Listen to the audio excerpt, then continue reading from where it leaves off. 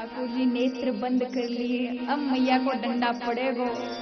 और कहते जैसे नेत्र बंद किए, जिस माया को प्रभु दूर रखते थे, वैष्णवी जो माया है जो भगवान के साथ रहती है, भगवान अपनी माया को दूर हटा देते हैं जब प्रभु अवतार लेते हैं, क्योंकि अगर माया साथ में रहेगी तो भगवान की भगवता दिखेगी हर जगह। वो कहते ना महाराज, वकील जब घर आता है तो अपना कोट उतार देता है, वो पूरे 24 घंटे कोट पहन के थोड़ा ना बोलेगा कि डॉक्टर भी अपना कोट उतार देता है घर में आगे, ये थोड़ा ना कि वहां भी मरीजों जैसे करता है ट्रीटमेंट वैसा करेगा। इसी तरह से जब कोई अपने परिवार में आता है ना तो अपना कोट उतार देता है। तो ठाकुर जी भी यहाँ परिवार में रह रहे हैं, इसलिए अपना भगवता का कोट उतार के रख दिया। अब जैसे प्रभु डरे, जो माया बाहर छोड़ रखी थी उसने देखा प्रभु अब डर रहे हैं, उसे रहा नहीं गया। आज प्रभु ने डरते डरते मुंह खोला, वो माया वहां आकर प्रवेश कर गई। तो महाराज क्या देखा, सा तत्रम विश्वम जगत, पूरा विश्व उन्हें दिखाई दिया। दिशाएं, ग्रह, समुद्र, पृथ्वी, अनेकानेक ब्रह्मांड। मैया घबरा गई, ये मेरा छोरा है कि भगवान है। ठाकुर जी ने सोचा बहुत देर हो गई, क्योंकि मैया तो पागलों की तरह देखती जा रही है और आंखें फटी की फटी रह गई। आज ठाकुर जी ने सोचा मैया ने मुझको डंडा क्यों ना मारो, एक आंख से देख तो लो। और आंख खोली महाराज तो देखा मैया तो पागलों की तरह आंखें फाड़े खड़ी हुई है। प्रभु ने सोचा कि माया ने मेरा स्वरूप दिखा दिया है, आज माया को डांटा, जो मैया को दिखाया है सब भुला दे। और आज महाराज जैसे ही माया हटी, मैया ने देखा, भूल गई जो कुछ देखा था।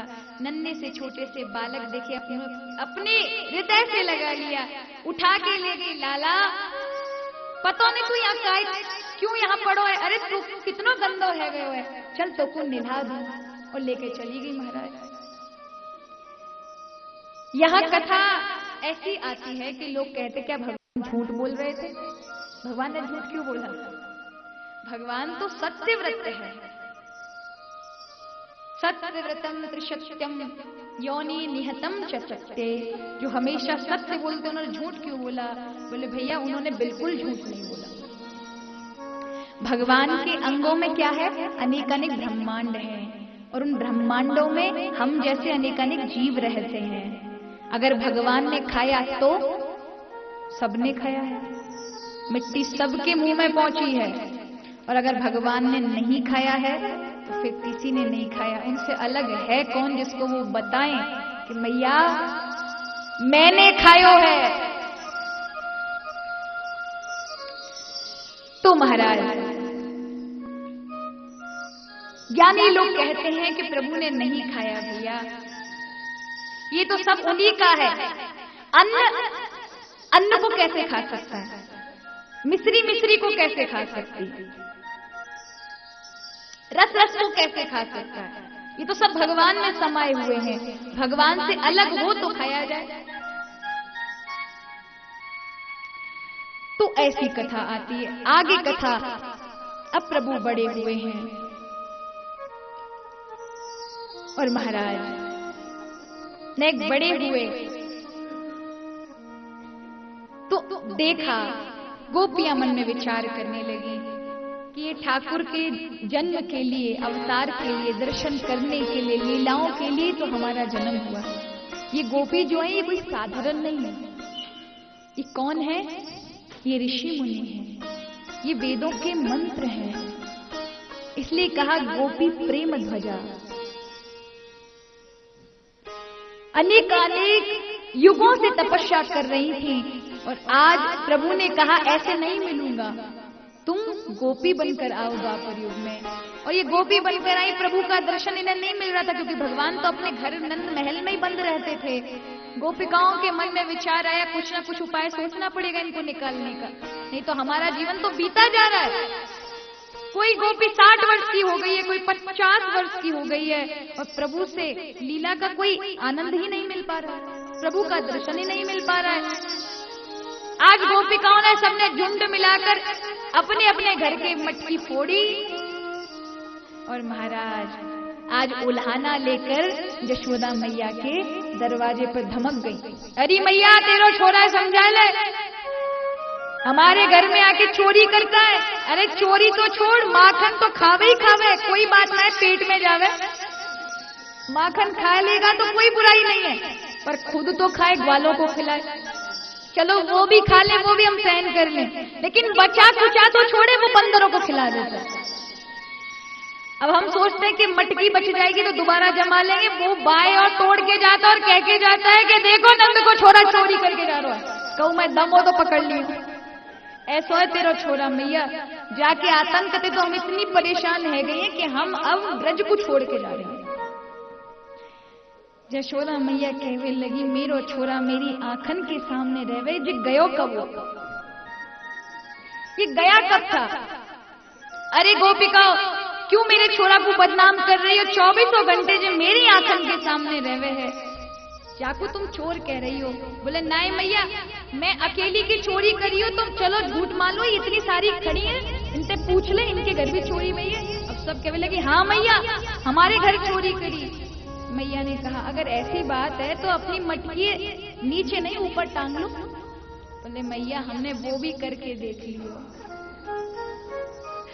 हमने वो भी करके देख लियो। कैसे कैसे बहाने बना रही है, वो भी करके देख लियो।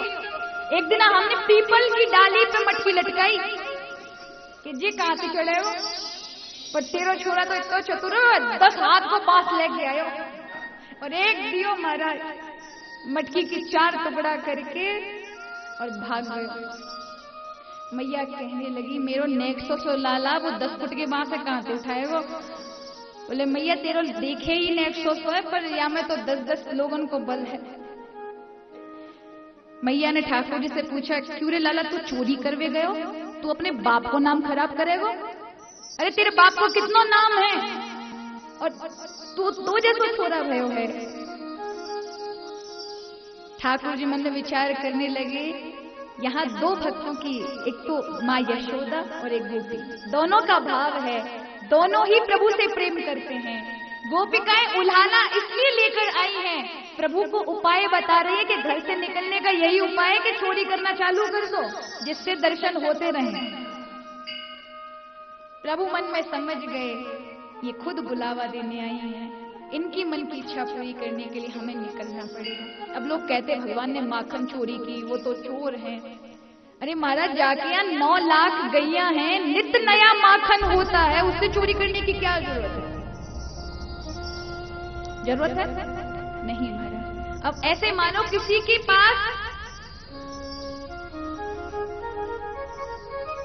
पास बहुत बड़ी हलवाई की दुकान है, 10-10 हलवाई की दुकान है, और हलवाई की दुकान पे तरह तरह की मिठाइयां हैं। अब बताइए वो दूसरे की दुकान पे खरीदने जाएगा? अपने यहाँ से नहीं खा सकता कि दूसरे की दुकान से कहने जाएगा अरे भैया थोड़ा अपनी मिठाई चखा के दिखाना, थोड़ी कैसे हम भी तो चाख ले। ये चोरी कहेगा? नहीं महाराज, वो खुद समर्थ है, सामर्थ्यवान है।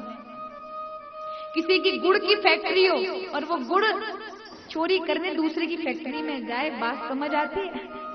अरे वो तो खुद गुड़ से इतना भर गया होगा कि महाराज उसको पसंद ही नहीं आता होगा, देखकर दर्शन करते नहीं लगता होगा जय राम जी की, कुछ और देखे। तो जिनके 9 लाख गैया हैं, इतना माखन होता है, वो चोरी करेंगे? पर भक्तों के लिए प्रभु ने आज एक उपाय बनाया। आज सब अपने ग्वाल मित्रों को इकट्ठा किया, पंचायत बिठाई, क्यों रे भैया वो कैसे दुबले पतले है रहे हो? सब कहवे लगे भैया होंगे नहीं, खुराक मिल ना रही, दूध दही मिल ना रहो, माखन का छुपावे कार्य ना मिले, सब मैया हमारी बेच दे में मथुरा जाके कंस को। और वहां राक्षस मोटे ताजे हो रहे हैं क्योंकि वहां से ज्यादा पैसा मिलता है, और घर में तो हमारे दूध पानी सब बंद है गए हुए। ठाकुर जी ने कहा तो चोरी करके खाओ। बोले पिटाई होगी। बोले चिंता मत करो, एक समिति बना लेते हैं, एक आदमी करेगा तो डर लगेगा, अपन 50 करेंगे तो क्या डर है, देख लेंगे सबको। और महाराज समिति बना ली, नाम रख लिया बाल गोपाल चोर प्रचार विद्या मंडल। जाकू भी माखन की चोरी सीखनी हो या में आ जाओ, प्रवेश द्वार खुले हैं, ट्रेनिंग दी जाती है। अब सारे सदस्य बन गए महाराज, बड़े बड़े 80 साल के बूढ़े भी आ गए, हमको ना मिल रहा हमें बना लो सदस्य। अब सब आ गए महाराज। अब बात आई अध्यक्ष कौन बनेगा, अध्यक्ष कौन बनेगा? तो महाराज कहा भैया या सदस्य तो हर कोई बन जाता है, अध्यक्ष बहुत बड़ी पद का नाम है, छोटे मोटे व्यक्ति का नाम नहीं है। अध्यक्ष माने पूरी जिम्मेदारी संभालने वाला। किसको बना? बोले भैया उसके लिए परीक्षा करनी पड़ेगी। बोले क्या परीक्षा है?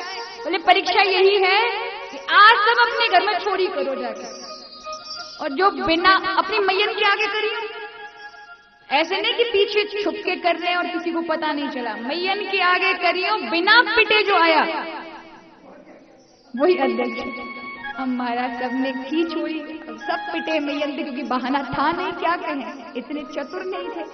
अब पिटे बहुत, किसी का हाथ टूट गया, किसी का पैर, किसी की खोपड़ी। महाराज या ठाकुर जी ने मैया के सामने चोरी की, मैया ने पकड़ो, क्यों रे छोरा चोरी कर रहा है? अरे मांग के खा लेता, क्या कमी है, चोरी क्यों की? ठाकुर जी कहते हैं मैया मैं काय को चोरी करूंगा, ये बता, काय को चोरी करूंगी?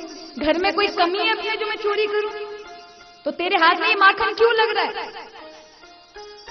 बोले मैया क्या करूं, तू तो मुझको सवेरे ते उठाए के स्नान कराए के सुंदर सुंदर श्रृंगार करा के ये दो इतने बड़े बड़े चूड़ा पहना दिए, जहां में इतनी बड़ी मड़ी लग रही है कि इस मड़ी की गर्मी से मेरे हाथ जल रहे थे, मुझे कोई ठंडी चीज दिखी नहीं, माखन में हाथ डाल लिए मैंने।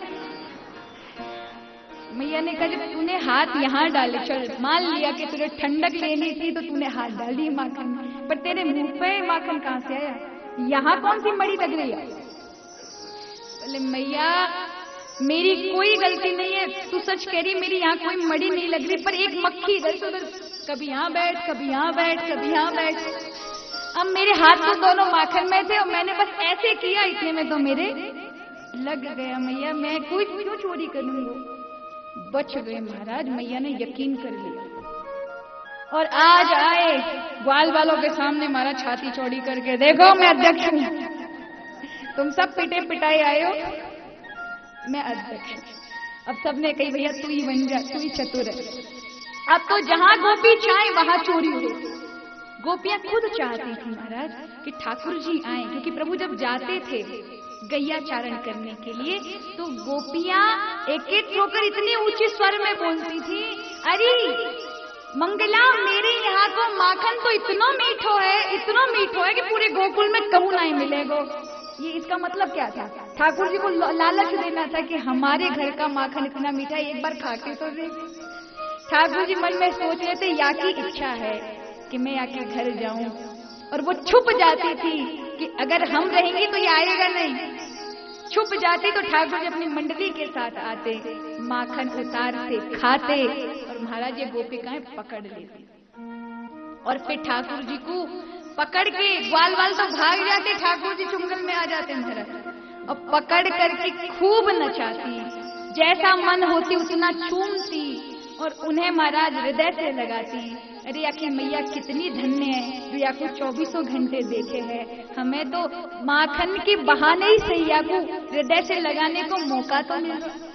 बूढ़ी बूढ़ी माताओं की वात्सलता जाग उठती, अपने बालकों से उतना प्रेम नहीं था जितना ठाकुर जी से था।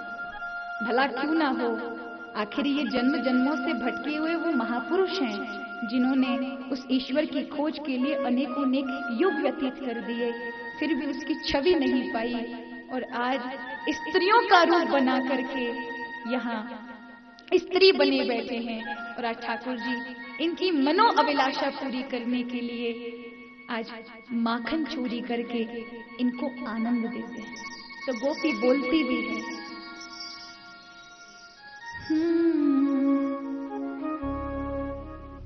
कहती है कि हे ठाकुर जी, जब ते आप ते प्रेम भयो है, आपको देखो है, संसार छूट गया, व्यवहार छूट गया, सारे जो पत्नी पति ससुराली जनों के लिए प्रेम होता है वो आपके आ जाने से, आपकी छवि को देख लेने से ही छूट गया। और कहती है बन गई, बन गई, बन गई बिहारी जी में बन गई।